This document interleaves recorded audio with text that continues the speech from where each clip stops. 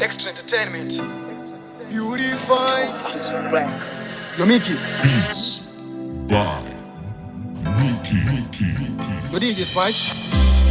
Ngwafa enza traya chishuwo changu kuti ndigo emahaya vanobaikana pandawana mkana vanoshuwana muigo nditanya vese pandagona vapaone vantsvaga pandatadzaka kuti vandishore akundionera kure semakore kamwari vanoona ndetione ndepapipa ndichanzi ndagona ivo vasingandifarire ndepapipa vachazozviona ivo vasingazvifarire ndepapipa ndichanzi ndagona ivo vasingandifarire ndepapipa vachazozviona ivo vasingazvifarire avandide ava vanongoopoza havadi kuvhura pandinogogodza chandaita chakanaka vanoshoropodza vachishuva dai ndafanetsaona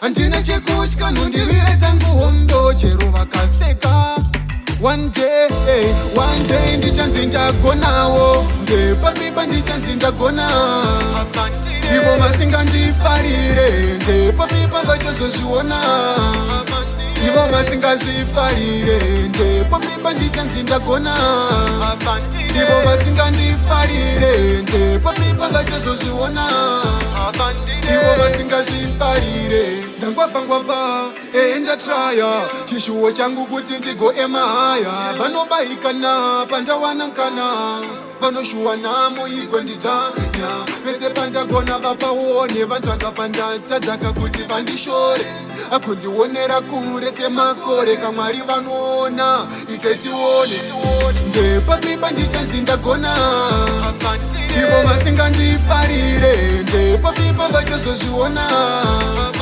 ivo vasingazvifarire ndepapipa ndichanzi ndagona ivo vasingandifarire ndepapipa vachazozviona ivo vasingazvifarire pandichanzi ndagona vasingandifarire pavachazozviona vasingazvifarire pandichanzi ndagona ivo vasingandifarire pavachazozviona ivo vasingazvifarire avandide ava vanongoopoza